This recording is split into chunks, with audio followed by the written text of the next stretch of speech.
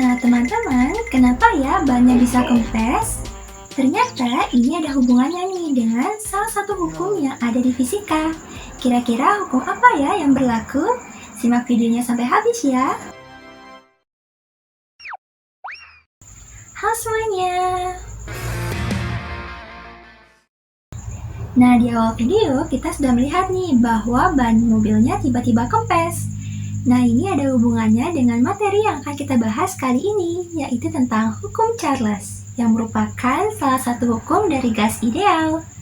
Tapi sebelum itu, gas ideal itu apa ya? Nah, teman-teman, sebelum kita masuk ke penjelasan mengenai hukum Charles, kita akan belajar sedikit nih tentang gas ideal. Jadi, gas ideal adalah gas teoritis atau teoretik yang digunakan untuk mempelajari perilaku gas. Nah, teori yang digunakan untuk menjelaskan perilaku gas dalam gas ideal itu kita sebut dengan teori kinetik gas. Teori ini menjelaskan mengenai model untuk mempelajari sifat gas atau sifat makroskopis melalui partikel-partikel penyusun gas atau kita sebut dengan sifat mikroskopis, di mana sifat keduanya ini saling berhubungan. Sifat makroskopis dipengaruhi oleh sifat mikrokosmisnya. Nah, sini kita akan fokus dulu untuk membahas sifat makroskopis dulu ya. Dalam gas ideal, kita mengenal dengan istilahnya adalah sifat makroskopis, di mana sifat ini bisa diukur secara langsung. Jadi, besaran-besaran yang termasuk ke dalam sifat makroskopis yaitu yang pertama ada tekanan atau pressure yang dilambangkan dengan P, di mana satuannya itu adalah Pascal atau atmosfer. Yang kedua ada volume. Volume ini dilambangkan dengan V, di mana satuannya itu adalah meter kubik atau liter. Yang ketiga ada temperatur atau suhu yang dilambangkan dengan T, di mana satuannya itu adalah Kelvin. Nah, kenapa kita pakai Kelvin? Karena sistem internasional atau SI dari satuan suhu atau temperatur itu adalah Kelvin. Jadi, jika pada soal kita mendapatkan satuan dari suhunya itu berupa derajat Celcius, Fahrenheit, atau Reaumur, kita bisa konversikan dulu ke dalam satuan Kelvin. Nah, teman-teman, pada teori kinetik gas, keadaan gas telah diuji oleh beberapa ilmuwan dan menghasilkan beberapa temuan nih. Yang pertama ada hukum Boyle, di mana hukum Boyle ini menjelaskan tentang hubungan antara tekanan dan juga volume dalam temperatur tetap. Yang kedua adalah hukum Charles, di mana hukum Charles ini menjelaskan tentang hubungan antara volume dan juga temperatur pada keadaan tetap atau pada tekanan tetap.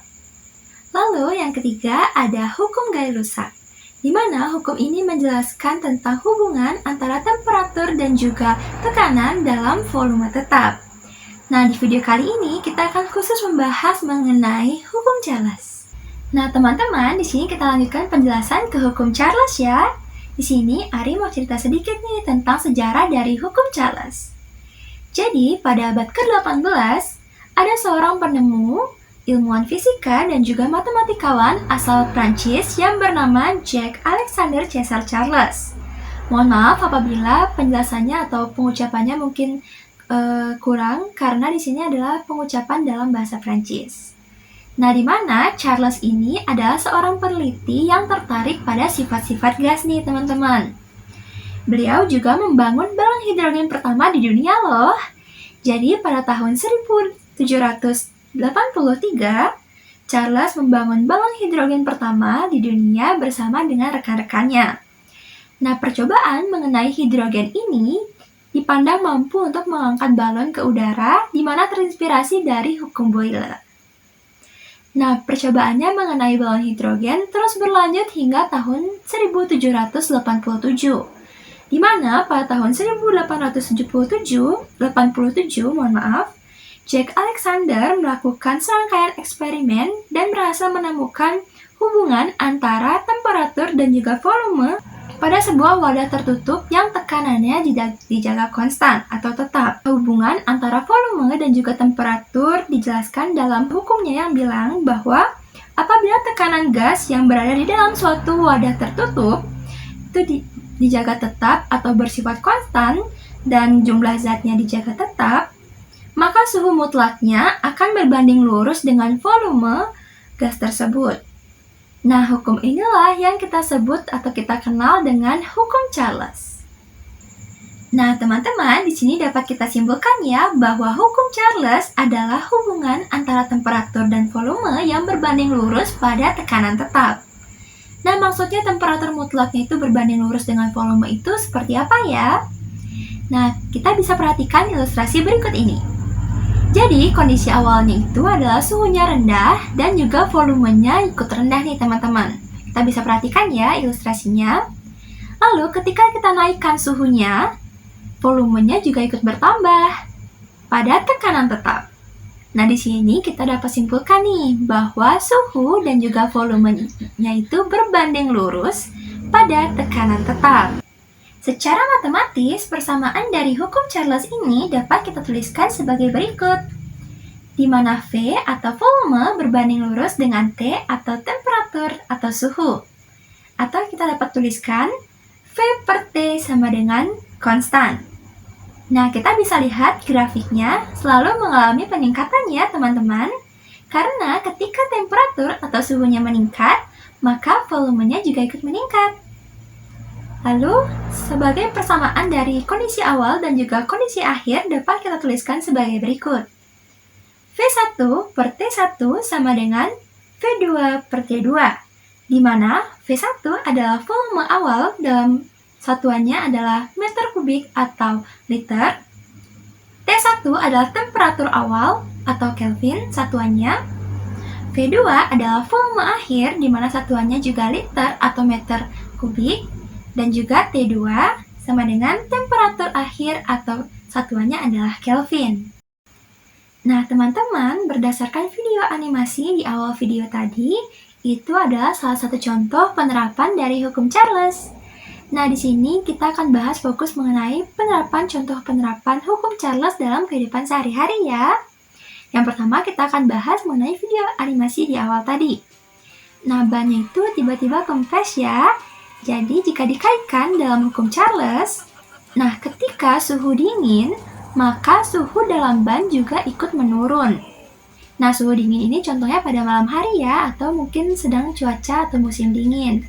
Nah, ketika suhu dingin dan juga udara dalam ban itu ikut menurun, molekul-molekul udara itu akan bergerak lebih lambat dan menabrak dinding-dinding ban dengan lebih lemah, sehingga volume akan menyusut dan ban tampak akan kempis karena volume udaranya menurun, walaupun tidak ada kebocoran udara. Nah, ketika suhu kembali pada siang hari, maka suhu dalam ban juga akan ikut meningkat nih teman-teman. Nah, molekul-molekul udara akan lebih cepat bergerak dan juga cepat menyebar di dalam ban, sehingga volume dari ban tersebut dapat meningkat dan kembali kepada kondisi awal, di mana ban juga akan kembali normal. Nah, teman-teman, contoh lain dari penerapan hukum Charles dalam kehidupan sehari-hari dapat kita lihat pada balon udara nih. Jadi, ketika burner dinyalakan, udara dalam balon akan dipanaskan. Nah, peningkatan suhu ini membuat molekul-molekul udara dapat bergerak lebih cepat dan menyebar satu sama lain, sehingga udara akan memuai dan juga volume akan bertambah. Karena udara panas lebih ringan dibandingkan udara di luar balon, balon mendapatkan daya angkat sehingga balon akan bisa naik ke udara atau mengudara. Nah, sebaliknya, jika burner dimatikan, maka suhu udara dalam balon akan menurun. Molekul-molekul udara akan bergerak lebih lambat dan juga volumenya akan menyusut. Akibatnya, udara dalam balon akan terasa lebih padat dan juga berat, sehingga gaya angkat atau gaya apung pun berkurang. Dengan berkurangnya gaya angkat, maka balon udara akan perlahan mendarat ke permukaan tanah. Nah, jika tidak ada pemanasan, atau tanpa pemanasan tambahan, balon udara pun akhirnya akan mendarat ke permukaan tanah. Nah, di sini kita akan bahas contoh soal dari hukum Charles, di mana soalnya sebagai berikut. Sebuah balon udara memiliki volume 500 meter kubik pada suhu 27 derajat Celcius. Jika udara dalam balon dipanaskan hingga 120 derajat Celcius dengan tekanan tetap, Berapa volume akhir balon? Nah, di sini kita akan kerjakan bareng-bareng ya. Teman-teman, kita akan buat pembahasannya ya. Sebelum kita mengerjakan, kita harus buat dulu nih dari diketahui dari soal tersebut. Nah, di sini kita buat diketahuinya, di mana diketahui volume awal atau F1-nya adalah 500 meter kubik. Lalu, temperatur atau suhu awalnya adalah 27 derajat Celcius. Nah, karena di sini masih Celcius, kita harus ubah ke dalam bentuk Kelvin dengan cara menambahkan 273. Jadi rumusnya itu adalah derajat Celcius ditambah 273. Di sini kita tulis 27 ditambah 273 sama dengan 300 Kelvin. Dan kita ketahui juga temperatur atau suhu duanya atau suhu akhirnya adalah 127 derajat Celcius. Nah, di sini juga masih Celcius nih. Kita harus ubah ke dalam bentuk Kelvin dengan menambahkannya 273. Jadi di sini kita bisa tambahkan 127 ditambah 273 sama dengan 400. Lalu kita tahu bahwa yang ditanyakan adalah volume 2 atau volume akhirnya. Di sini kita gunakan rumus V1 per T1 sama dengan V2 per T2, di mana ini adalah rumus kondisi awal dan juga kondisi akhir. Lalu kita kerjakan dan kita masukkan semua angka-angkanya. V1 adalah 500, T1 adalah 300, V2, ini kita tetap tulis V2 karena kita akan mencari V2-nya, dan T2 kita tulisnya 400. Lalu di sini kita kalikan silang ya. Didapat 300 V2 sama dengan 500 dikali 400. Di sini kita akan kalikan dulu yang ini. Dan didapat hasilnya adalah 200.000. 300 V2 sama dengan 200.000. Nah, di sini kita akan mencari nilai V2-nya. Jadi kita harus buat dia sendiri ya di sebelah atau di ruas kiri dengan memindahkan 300 ke ruas kanan dari perkalian menjadi pembagian. Lalu kita dapat adalah V2 sama dengan 200.000 per 300, atau V2 hasilnya adalah setelah dibagi, hasilnya adalah 666,67 meter kubik. Satuannya tetap meter kubiknya karena di awal V1-nya adalah meter kubik. Jadi kita dapat simpulkan adalah volume akhirnya kita dapat adalah 666,67 meter kubik.